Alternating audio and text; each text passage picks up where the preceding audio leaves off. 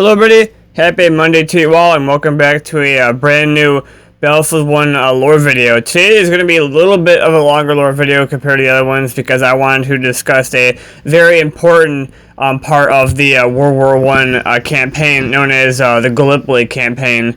And this is very important as to the likes of how Winston Churchill got to fame, and it's also important. It was a turning point in the war for both the British Army and the Ottoman Empire, and it was very important for me to cover. And the reason why I'm covering this too is because credit to BF Bolton on Twitter for tweeting out the the link to the Reddit page that a map called Anzac Cove, which we'll get into why it's called that in a minute, is apparently the Gallipoli map in BF1, which is, in my opinion, it sounds like we're going to have a hell of a rush map. If they don't bring that back, that'll be crazy, but they'll probably bring back rush. But why Gallipoli? So the Gallipoli campaign took place on the Gallipoli Peninsula in the Ottoman Empire between the 25th of April 1915 and the 9th of January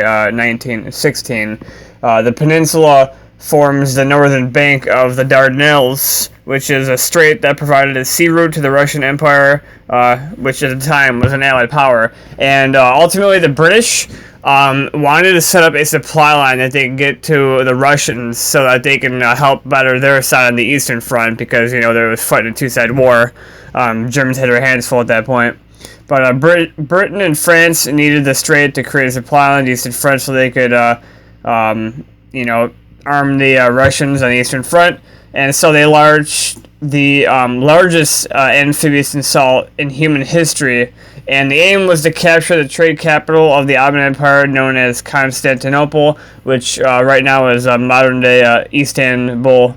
The problem was the Central Powers were all the way along the strait with shells. There were artillery guys all along it, many infantry, and the strait was littered with mines. And the invasion only lasted 8 months, in which after that the British had to give up. The date of the landing is known as Anzac Day, or which means Remembrance Day, which would totally explain why this map is called Anzac Cove. So it's basically called Remembrance Cove, or Remember Gallipoli. Winston Churchill, he was in British politics at the time. It wasn't in office. Neville Chamberlain was the Prime Minister of British at the time. And Churchill did oversee the operation with his naval commander, Admiral Sackville Carden.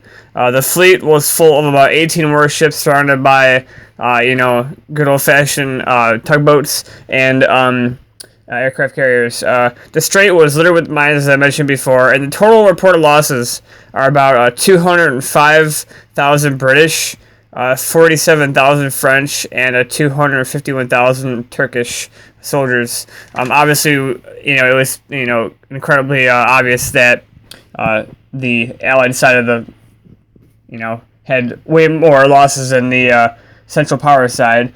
This was Churchill's first big failure, though, in office, and it would eventually indeedly cost him his job. But he, him being a guy who was relentless for having power and, wants to be a figure, he decides to enlist in the British Army, and he will eventually fight on the battlefields of World War I in order to restore himself to honor. And obviously, for those guys who are history fanatics like myself, you would know that after his battles of World War I, he would indeedly come back to power and serve as Prime Minister of Britain during World War II, and ultimately working very closely with Stalin and FDR to try and reduce Hitler's power in Europe. But that's World War II, and that's not what we're here for. But even the problem was, though, with the Gallipoli campaign is Churchill had gotten the word through that they were receiving heavy losses, and even though the fleet was just getting demolished, Churchill told them, keep going, you have to push on, this is war, we can't stop now. And his actions by telling them to push for all costs cost his soldiers their lives and the loss of the strait.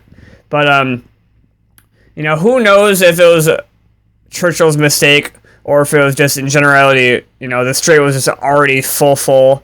It was just completely, littered with soldiers. I don't think it was Churchill's fault. I think in any case, the army just wasn't ready.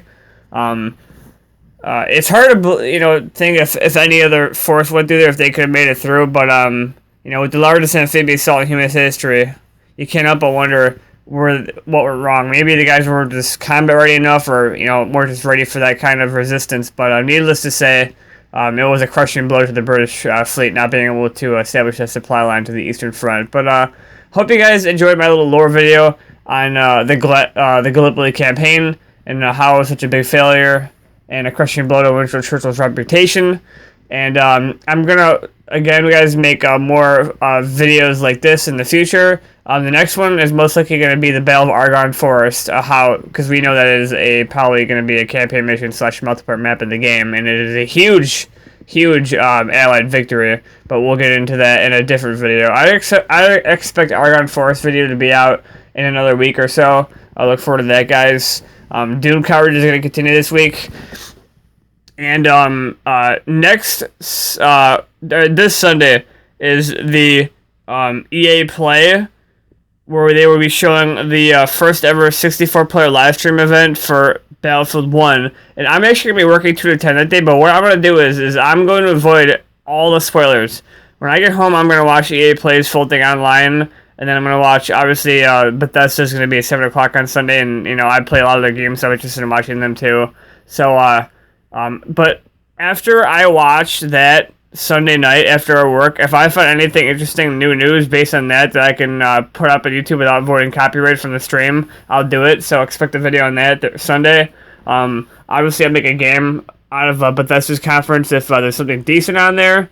And last but not least, Monday is next Monday is the I think it's 12:30 p.m. Eastern Standard Time is Xbox's yearly press conference, and like I said before, like every E3, if something drops for any game that I've never expected or am interested in seeing, I will post it on my channel. So exciting time this week, guys, as we get into the yearly E3, my favorite time of the year. And then obviously don't forget June 28th or 29th, the launch of LEGO Star Wars: The Force Awakens on the channel. And also, guys, if you guys find any horror games on Xbox One that I have not played, please message me on the comment section or on Twitter, because you guys know how I like getting my ass scared off for you guys. It's fun doing that. But till tomorrow with another Doom video, I'll see you guys later. Have a great day.